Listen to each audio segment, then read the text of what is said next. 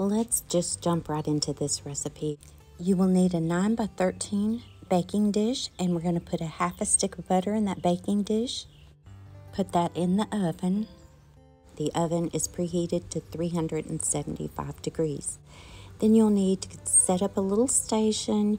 You'll need 1 bowl to put 1/4 of the can of evaporated milk into.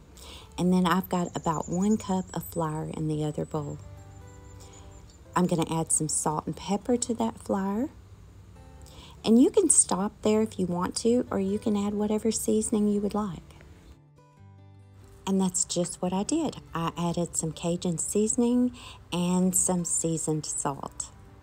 How much did I add? I probably added a teaspoon of the Cajun seasoning and 1/4 teaspoon of seasoned salt, because that's a lot of sodium. By the time you get all your supplies out and your little station set up, your butter should be melted. Get that out of the oven. I have 3 large chicken breasts. These are about 1 inch to 1.5 inches thick that I'm using for this recipe. You are going to take this chicken. First, you're going to dip it into the evaporated milk, coat it real well, and then put it into the flour mixture. And just make sure to, I like to pat mine on to it to make sure it's sticking. Now let's get this into the oven. Your oven should be on 375 degrees, and we're going to let these cook for 30 minutes. And while those are in the oven, you can go ahead and mix up your mixture that we are going to put in this 9 by 13 as well. And we're going to start off with 1 can of cream of chicken. Then the rest of that evaporated milk, which was 3/4 of the can. Also, you will need some water for this recipe, so I just added a 1/2 can of water using the can of cream of chicken can. Mix this really well and set that aside. Okay, we've still got a little time left, so I wanted to share with you a really quick and easy side dish. And if you hear a bird, I'm sitting outside on my back porch. It never fails.